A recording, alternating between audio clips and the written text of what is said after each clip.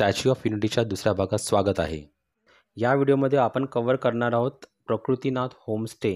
इथे आम्ही राहिलो होतो आमच्या स्टॅच्यू ऑफ युनिटीच्या ट्रिपसाठी. इथे जायचं कसं, होमस्टे कसं होतं, किती लांब आहे स्टेशनवरनं, चांगला ऑप्शन आहे की नाही, ॲडव्हान्टेज डिसॲडव्हान्टेज, जेवण कसं होतं, ओनर्स कसे आहेत, सगळी माहिती कव्हर करण्याचा प्रयत्न करूया आपण या व्हिडिओमध्ये. इथे जो तुम्ही बघताय तोच रूम आम्ही बुक केला होता 1500 रुपयेमध्ये AC आणि नॉन ACचा रेट होता 1200 रुपये. यात जेवण वगैरे इन्क्लुडेड नाही आहे याची नोंद घ्यावी. रूम फारच स्पेशियस होता. एक बेड कम्फर्टेबल आणि AC प्लस फॅन लाइटिंग्स, त्याबरोबरच एक अटॅच्ड बाथरूमही होते जे फार मोठे आणि चांगलं स्वच्छ होतं. प्लस 24 तास गरम पाण्यासाठी एक गिझरही होता. ही प्रॉपर्टी ऑगस्टमध्येच उघडली गेली होती 2025ला, त्यामुळे सगळा सेटअप नवीन होता. गीझर, AC, बेड सगळ्याच गोष्टी नवीन होत्या. गुगल मॅपच्या हिशोबाने हे होमस्टे एकतानगर रेल्वे स्टेशनवरनं 20 मिनिटाच्या अंतरावरती आहे जर तुम्ही चालत आलात तर. बट रिक्षा केलात तर 5 मिनिटातही पोचाल. जसे आम्ही पोचलेलो, आमच्याकडनं 100 रुपये घेतलेले. रिक्षावाल्याने आधी 150 सांगितलेले, मग त्याला मी 100वर आणले होते. इनफॅक्ट होम ओनर जो होमस्टेचे मालक आहेत त्यांनी सांगितलं की अजूनही नेगोशिएट करता आलं असतं. बट एनिवेज त्यांनी अजून एक आयडिया दिली की जी स्टॅच्यू ऑफ युनिटीची बस असते, जी स्टेशनवरून सुटते, ती पकडून तुम्हाला फॉर्च्यून या स्टॉपला उतरायचं आहे आणि तिथनं मग तुम्ही गुगल मॅप फॉलो करता करता इथे 10 मिनिटात पोचू शकता चालत.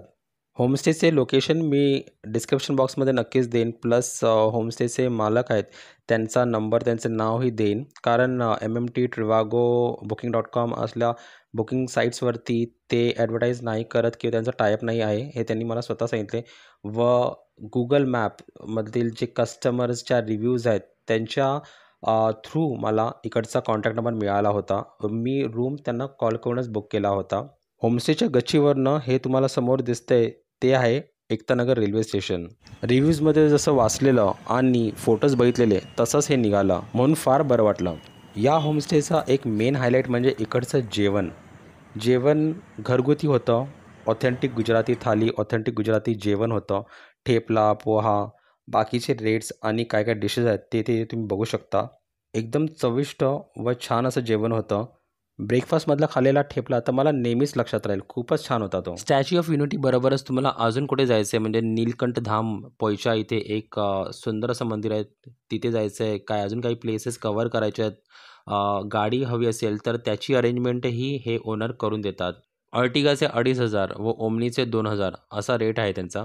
आमच्या साईटसीइंगच्या वेळी म्हणजे दुसऱ्या दिवशी जेव्हा आम्ही पोयचाला गेलो होतो नीलकंठ धाम बघायला, तेव्हा ते स्वतः आलेले स्वतःची गाडी घेऊन. फार छान वाटलेले, फारच हेल्पफुल आहेत आणि काही प्लेसेस ते स्वतःही रेकमेंड करतात. तर फारच बरं वाटलं, फारच छान एक्सपिरियन्स होता. हे होमस्टे एक गुजराती कपल चालवतं. दोघेही चांगले आहेत स्वभावाने व हेल्पफुल आहेत आणि मेन म्हणजे फारच सपोर्टिव्ह आहेत. कसली कुठली गरज लागली तर ते ट्राय करतात हेल्प करायला त्यांच्या परीने. आणि तुम्हाला पेमेंटचं म्हणायला गेलं तर तुम्ही कॅश किंवा Google पेही वापरू शकता. तर हा व्हिडिओ तुम्हाला कसा वाटला कमेंट करून सांगा. फीडबॅक येऊ द्या तुमच्या.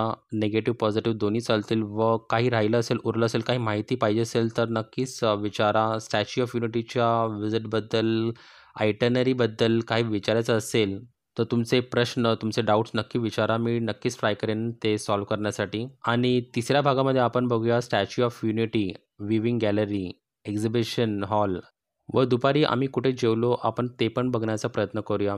तर मग भेटूया तिसऱ्या भागात लवकरच. व्हिडिओ बघण्यासाठी खूप खूप धन्यवाद.